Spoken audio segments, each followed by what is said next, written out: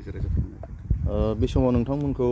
रादाब बुथुमगिरि हिसाबै फुंबिलिनि गाहाम हामलायथि जासिबाय आरो साबायखर बावहरबाय आरो जोङो 16 थारिख खालि फैला MCLA सावथुनखौ देखायग्रोगोन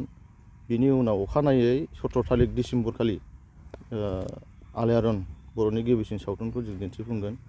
बेनिखायनो साफ्रोमबो रायजो राजाफोर बिथांमोनखौ लैहोर लैहोर फैनानै नायफैनो थाखाय गुरै खावलायबाय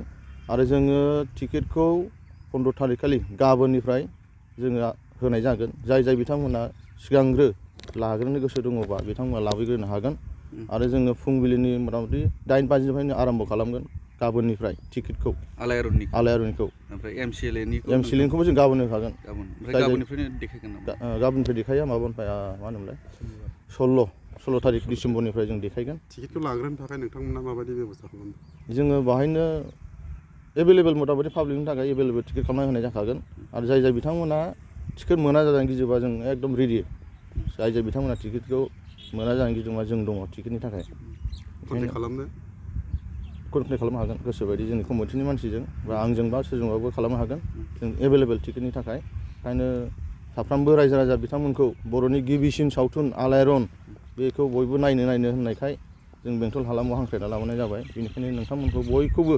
लैहोर लैहोर फैनानै नायफैनायखौ गुरै खावलायबाय आरो दानि देग्लायसो दिहुनजेननाय फैला MCLA सावथुन बेखौबो जों 16 थारिख खालि डिसेम्बरनि 16 थारिख खालि जों दिन्थिफुंगोन बेनिखायनो साफ्रोमबो रायजो राजा बिथांमोनखौ लैहोर लैहोर फैनानै मदद आरो हेफाजाब होनो थाखाय गुरै खावलायनाय जाबाय फिल्मखौ देखायनो थाखाय नोंथांमोना माबायदि सम जोङो मथा-मथि मोनाबिलिनि 6 रिंगानिफ्राय जों आरम्भ खालामगोन जोङो मथा-मथि हानायखिनिखौ बिनि सिगांबो नाजाबावगोन थारमाने बोथोरा बांद्राय गोबावबाबो गुसु जालांबाय बेखायनो जों हानायखिनिखौ गोजौआवबो जों थारमाने निहिर जायैनि थाखाय जों बेब'स्था खालामनाय जाखादों आरो जोङो सिटनि केपासिटिखौबो जोङो 3,000 खालामनाय जाखादों बेनिखायनो बयखौबो लैहोर लैहोर फैनानै नायफैनो थाखाय गुरै खावलायबाय लकेसना बेंटल जांख्रिखां फोथार बेंटल कलेजनि लांगोनायाव